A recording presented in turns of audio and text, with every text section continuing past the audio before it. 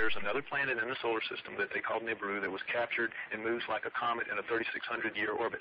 Our own astronomers know it's out there. They call it Planet X. It has gravitational effects on the outer planets. They can't find it because it's so far out. Ancient Sumerians and what they had to say about it are correct. And what they say is that there's another planet in our solar system that was captured by our solar system as the solar system was forming. Sumerian records indicate that they began their counting not from the sun, but from a planet on the outside of the solar system. But most surprising was the inclusion of one more large planet as the 12th member of our solar system. The launch of Pioneer 10 in 1972 ushers in the era of deep space exploration. The craft journeys beyond the outer known planets, sending back data that is used to seek a possible 10th planet. 14 August 1978, which was just about 6 weeks after we discovered the fact that Pluto has a satellite. Once you have a satellite for a planet, you can determine how heavy it is.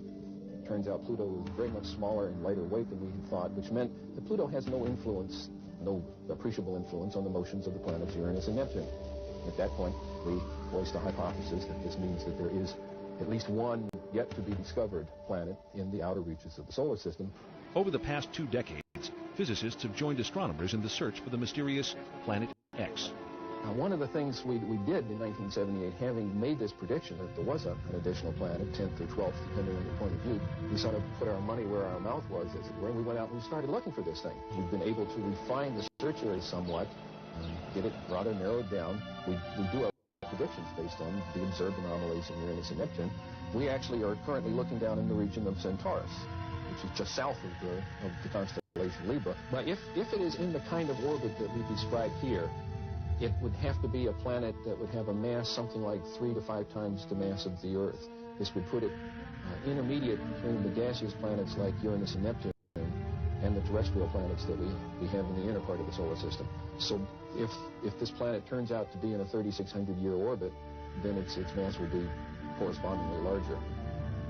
This one here is the map of the solar system as we know it. The inner planets, this is the orbit of planet Pluto. And this here is the orbit that I have proposed for the 10th planet. And here's where we think it is right about now in its orbit. If Planet X exists, we are not alone.